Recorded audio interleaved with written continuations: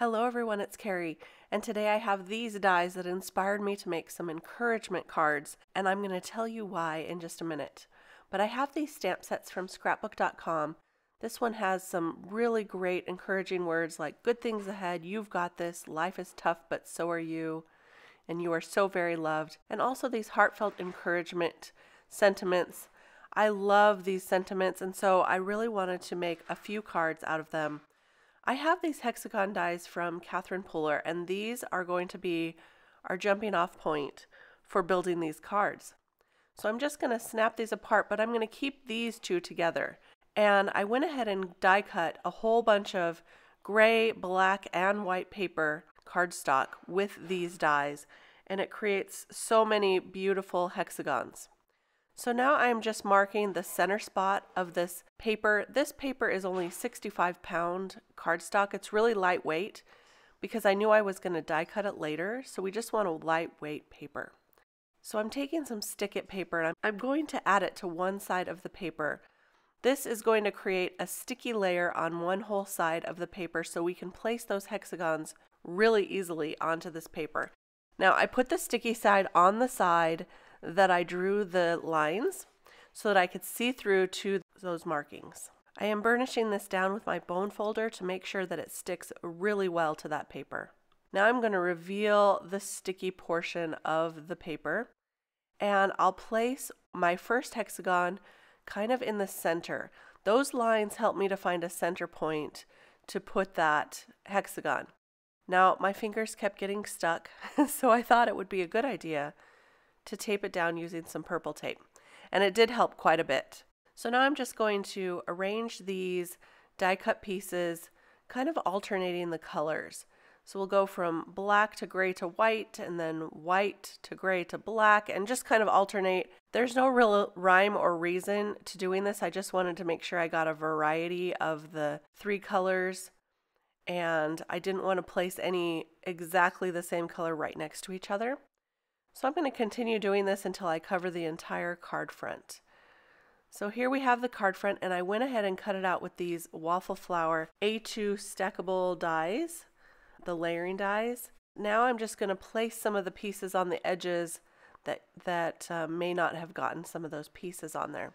I'm going to set that aside for later as I build one more background here with the other die. This time I'm going to use this double-sided adhesive. I have this ginormous roll of double-sided adhesive, and so I thought I'd give this a try as well. This worked great also, but it did not cover my full A2 size card front panel, so I did cut this down a little smaller for this card. But I'm going to do the exact same idea here, just placing all the hexagons one inside of another, varying and altering the colors. So I'm going to continue to do this, and you can see that it's very sticky. I kept sticking my fingers to it. It helped to not have that all the way to the outside of the paper as I place these on, and I really love the look of this as I'm building this. Imagine all the different colors you could use for building these hexagons. So pretty. I think the look of this one is my favorite, but there are quite a few more pieces, so it takes a little bit of patience. But wait until you see how beautiful this turns out in the end. So I finished that, and I'm going to go ahead and now heat emboss some of the sentiments from those stamp sets that I showed you earlier. So I'm taking some black cardstock.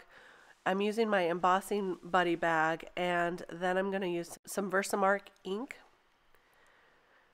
And then I'll use some gold embossing powder for this one. Now, I really liked how this turned out, but it didn't show all the detail of that sentiment, and I wanted to add a little more color, so I ended up not using this in the end, and you'll see what I ended up using a little bit later. But look how pretty that looks. For this one, I used the You Got This, and I heat embossed it in silver and created a sentiment strip. I placed that on a black card panel so that it had the black behind it, the black frame, and then I put that entire panel onto a top folding card base, and I like to use the 110-pound card base. I ended up getting a little bit of adhesive on there, so I'm using my adhesive eraser to just get rid of some of that, And now I'll use my liquid adhesive. This is my favorite liquid adhesive right now. I'm going to place it on the card base. And I did have to cut it down just a little bit so that it didn't have the white showing, and there's that card. Now this reminds me of some kitchen tile. Here's the other one. I did end up adding some Nuvo drops to this one to make it look like rivets. And I did have some extra hexagons in the end, so I made one more card. These kind of look like kitchen tiles to me, so the reason I wanted to use this is to give to my husband because he is renovating a house right now. And as you know, or you might know, there's always a few problems that come with renovating a house. But look at how pretty those tiles look.